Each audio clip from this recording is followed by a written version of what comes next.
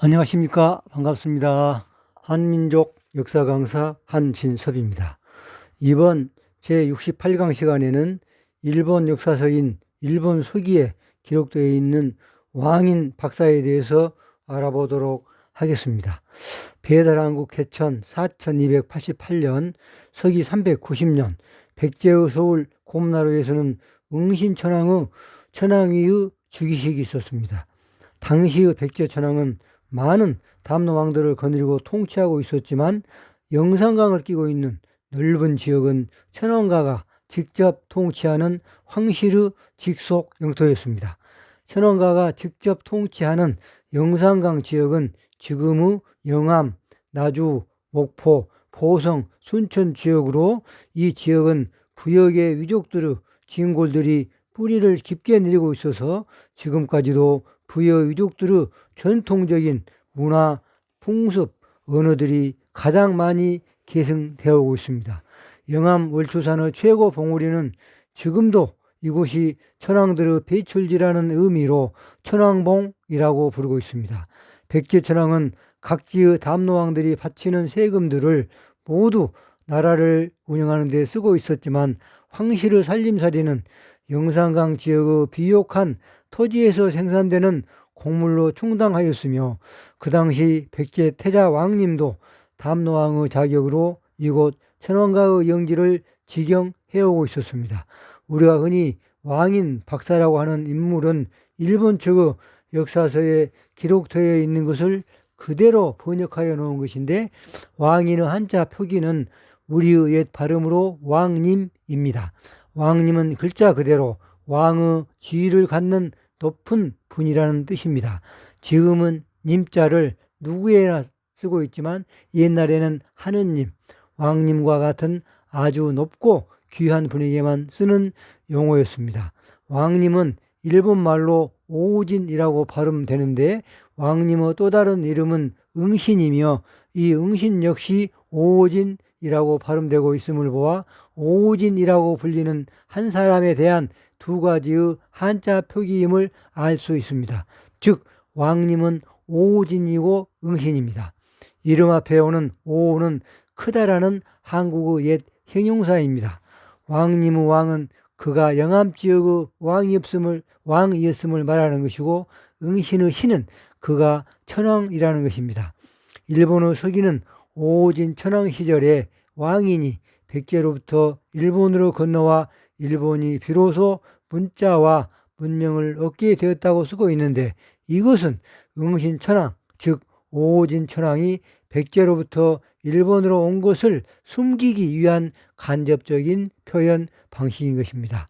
백제 응신천왕, 즉 오우진 천왕이 지금의 공주인 곰나루에서 고구려 담덕 광개토 태왕의 기습을 받고 일본 땅으로 건너가 나라의 망명 정부를 세우고 그 후 4번에 걸친 고구려의 싸움에서 패배한 뒤 응신천왕은 곰나루로의 귀향을 포기하고 일본 열대에 새로운 나라인 위족의 나라 외국을 세웠습니다. 위국을 외국이라고도 합니다. 응신천왕은 약 2년간에 걸쳐 규슈로부터 센다이까지 일본 열도를 통일하기 위한 대장정을 벌여 일본 열도를 평정하였으며 규슈에 머물러 있던 응신천왕은 서기 415년 오사카로 옮겨왔습니다. 여기에서 왕인 응신, 오우진이 동일 인물인지에 대해서 살펴보겠습니다.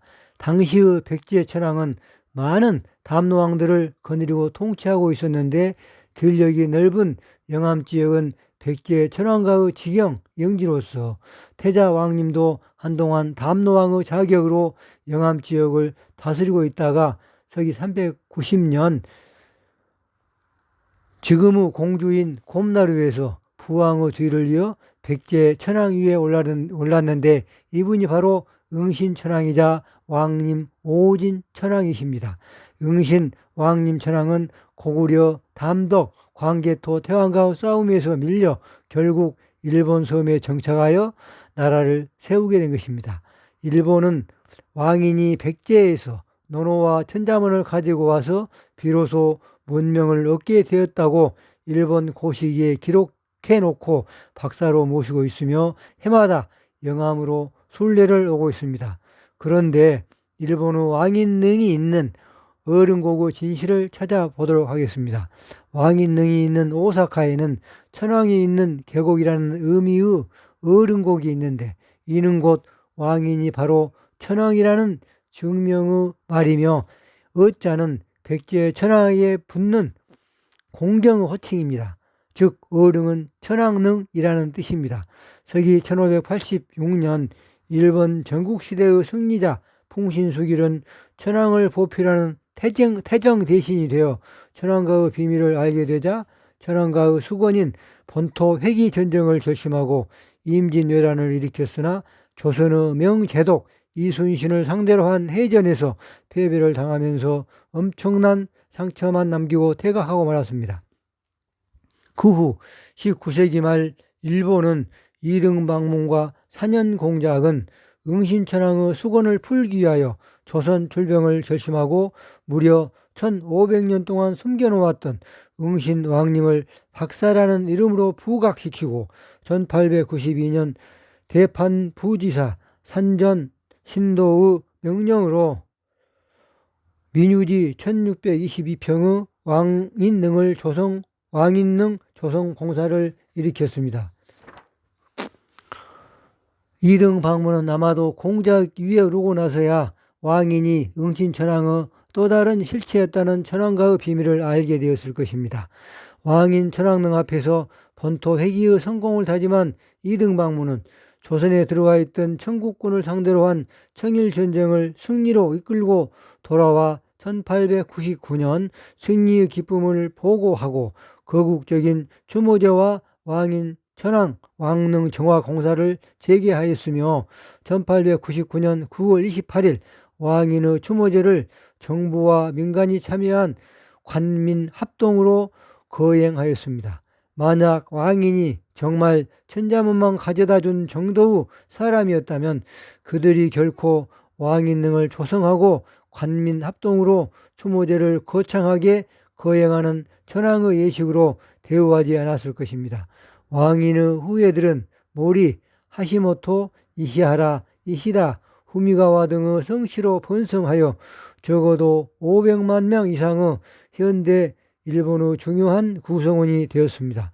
다음번 69강 시간에는 백제 왕님 응신천황과 고구려 담덕 광개토 태왕과의 5번에 걸친 싸움에서 응신천황이 패배하게 되어 백제를 떠나 일본 열도에 새로운 나라를 세우게 된 내용에 대해서 말씀을 드리겠습니다. 이번 시간 이만 마치면서 구독과 좋아요, 알림 설정 부탁드립니다.